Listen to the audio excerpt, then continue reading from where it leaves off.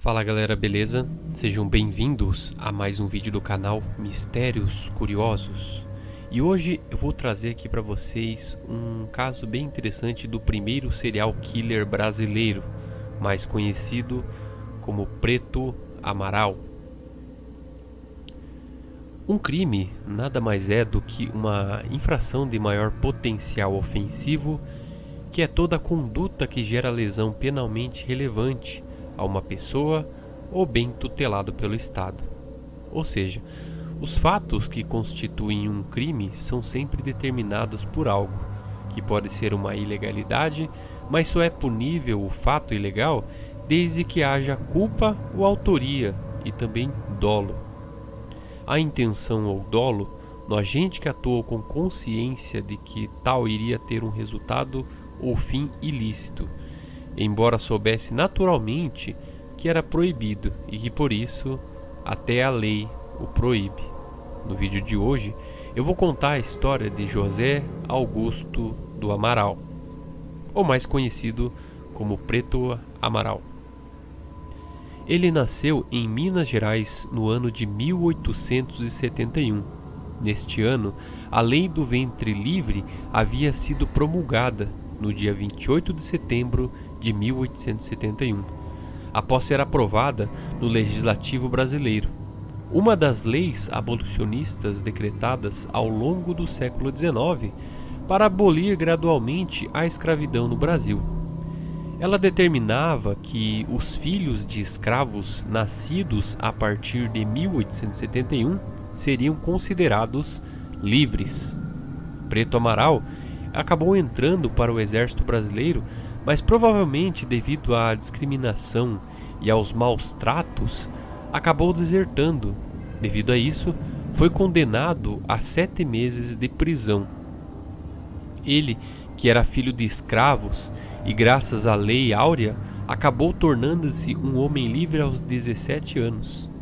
Para quem não sabe, a Lei Áurea foi promulgada e sancionada pela Princesa Isabel em 13 de maio de 1888, que aboliu a escravidão no Brasil. No entanto, como no período haviam poucas oportunidades de trabalho, o rapaz acabou entrando para o exército e chegou até mesmo a lutar a Guerra de Canudos. Seu nome acabou ficando bastante conhecido nos jornais da época porque foi acusado de ter assassinado 3 pessoas. Assim que foi dispensado do exército, teve muitas dificuldades em conseguir um emprego. Então, em busca de oportunidades melhores, ele acabou se mudando para São Paulo, onde começou a trabalhar fazendo pequenos bicos. Entretanto, a vida de Preto Amaral mudou drasticamente quando, em 1927, foi preso novamente e, desta vez, acusado de ser o autor de 3 homicídios.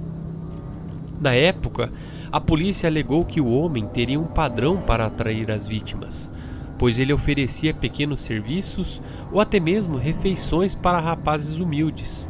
Em seguida, os levava para lugares desertos, onde os matava e praticava necrofilia com seus corpos.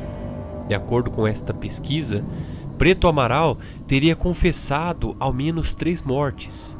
E de acordo com as autoridades da época que investigaram o caso, a primeira vítima teria 27 anos e o corpo teria sido encontrado perto do aeroporto Campo de Marte, na zona norte de São Paulo. As investigações apontaram que a segunda vítima tinha apenas 10 anos e teria sido atraída enquanto o homem vendia balões. A morte teria ocorrido na véspera de Natal, no ano de 1926, mas o corpo só foi encontrado 13 dias após o crime. A terceira vítima tinha 15 anos e se chamava Antônio Lemos. Conforme apontam os inquéritos da polícia na época, o garoto passeava tranquilamente pelo mercado municipal quando supostamente teria sido abordado por Preto Amaral. Segundo algumas informações dos arquivos das autoridades da época, o homem foi preso após tentar fazer a sua 4ª vítima. um engraxate de apenas 9 anos. Enquanto estrangulava o garoto embaixo de um viaduto, ele teria escutado vozes e abandonado a vítima. O menino, por sua vez, conseguiu fugir e imediatamente foi até uma delegacia, onde acabou relatando o ocorrido. Logo depois disso, ele foi preso, torturado pela polícia e acabou confessando seus supostos crimes. Sendo assim, ficou bastante famoso em São Paulo, antes mesmo da sua prisão, pois os jornais da época estampavam notícias sobre um suposto assassino em série da cidade, e o mesmo já tinha as alcunhas na mídia local de o Monstro Negro ou o Diabo Preto. Mesmo assim, alguns casos semelhantes continuaram a acontecer mesmo com o Preto Amaral preso, e com isso ele acabou virando uma lenda. A população revoltada queria o seu linchamento e até mesmo a sua morte, mas ele acabou morrendo de tuberculose antes mesmo do seu julgamento. Apesar de nunca ter sido julgado, ele é considerado o primeiro serial killer brasileiro e hoje sua história faz parte do Museu do Crime, que fica em São Paulo. No ano de 2012, profissionais com uma vasta experiência em tribunais do júri estudaram o inquérito policial e reportagens da época. Quase 85 anos depois, após a prisão e morte de Preto Amaral, foi montado um júri simulado para analisar o caso, como aponta o site O Próprio Jus Brasil. Presidido pelo juiz José Henrique Torres, o julgamento contou com a acusação de Carlos Roberto Talarico e Augusto de Arruda Botelho Neto.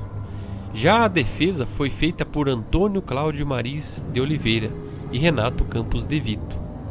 Os advogados de defesa alegaram que não houve um julgamento e que as investigações foram conduzidas por pressupostos racistas e eugênicos, justamente pelo uso da palavra preto em seu apelido, usando como exemplo, e também porque muitas pessoas negras foram presas injustamente na época. Além disso, fora relatado que no período que compreendia os crimes, o trabalho dos peritos ainda era recente, o que pode ter colaborado para que a mídia criasse uma imagem negativa do acusado. O advogado Maris de Oliveira defendeu que o homem foi vítima de racismo, pois a sociedade da época também não admitia um crime assim, justamente praticado por um branco. Ele mesmo disse em suas palavras que muitas pessoas não acreditaram que poderia ter sido uma outra pessoa que teria feito os crimes. Além disso, o especialista alegou que o acusado havia sido torturado pela polícia para confessar os crimes. Já com relação à cobertura da imprensa, o Marins, o advogado, disse que teve um papel fundamental, porque em nenhum momento deixou em aberto a possibilidade de inocência de Preto Amaral, e a teoria da raça superior aumentou o pedido pela culpa desse homem. Após 85 anos dos crimes que escandalizaram São Paulo, o júri presente decidiu por absolver o réu, com 257 votos a favor e apenas 57 contra. Preto Amaral foi absolvido das acusações de homicídio. Bom, como foi um crime que aconteceu há muitos anos, fica bastante difícil você encontrar provas concretas que comprovem determinados assassinatos, né? Nesta questão, a única testemunha que sobreviveu a esses incríveis crimes acabou relatando à polícia o que ele passou. E com certeza, eu acredito que este homem seria realmente um verdadeiro serial killer e um criminoso. Bom, e eu trago esta história para que vocês possam conhecer. Bom, mais um vídeo aí, espero que vocês tenham gostado. Se você gostou do vídeo, clique em gostei para ajudar na divulgação desse canal.